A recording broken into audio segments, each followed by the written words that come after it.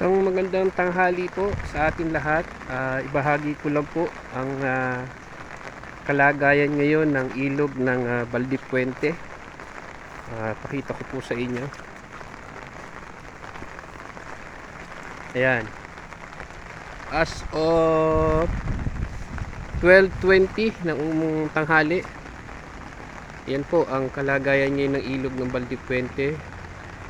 Dahil nga po sa magdamag na ulan, ayan, medyo lumaki po yung ilog. Ayan, no, kasalukuyan pong naaanod ang mga water lily at yung mga kangkong o yung mga kahoy din po na mga tuyo na nasa malapit sa pampang ng ilog. Ayan, kasalukuyan pong inaanod. Ayan, no, kita nyo po doon sa gawi doon. Ayun, no, doon po ay medyo malapad yung ilog, kaya matatanaw nyo po yung mga kangkong na anod. Kaya sa mga kapatid po natin dyan sa gawi ng Pampanga, ay ingat-ingat po tayo dahil ito po yung ilog ng Baldipuente na papunta po dyan ang agos.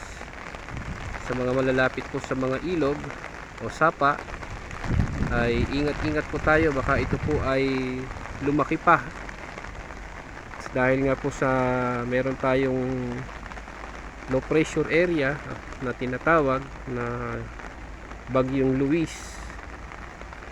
Ay ingat po tayo. Ayan po yung kalagayan niya ng ilog ng Baldipuente. Nandito po tayo mismo sa malapit sa tulay ng Baldipuente. Ayan, kita nyo po yung agos, malakas ang agos, tapos yung mga kangkong, water lily, ayan, kasalukuyan pong inaanod dahil nga sa paglaki ng tubig.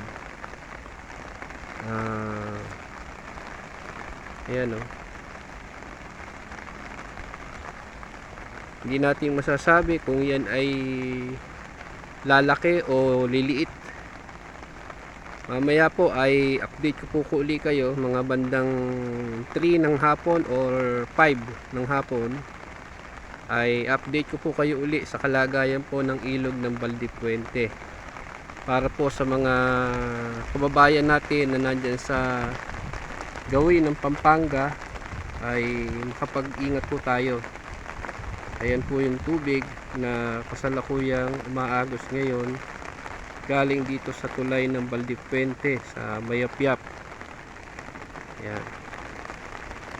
So yan lang po ang hatid ko lang po sa inyo, yung kalagayan ng ilog ngayon, para maging aware po tayo dyan sa mga kapatid natin na nandyan sa gawi ng Pampanga o sa mga gawi ng basta yung dadaanan po nitong tubig na to na galing ng tulay ng Baldipuente. Kung alam nyo po na ito po ay dadaan sa inyo, yung tubig na ito, yung mga nasa malalapit na pampang, ay mag-ingat po tayo, baka tayo ay abutan ng biglang laki ng tubig na galing sa Baler Aurora.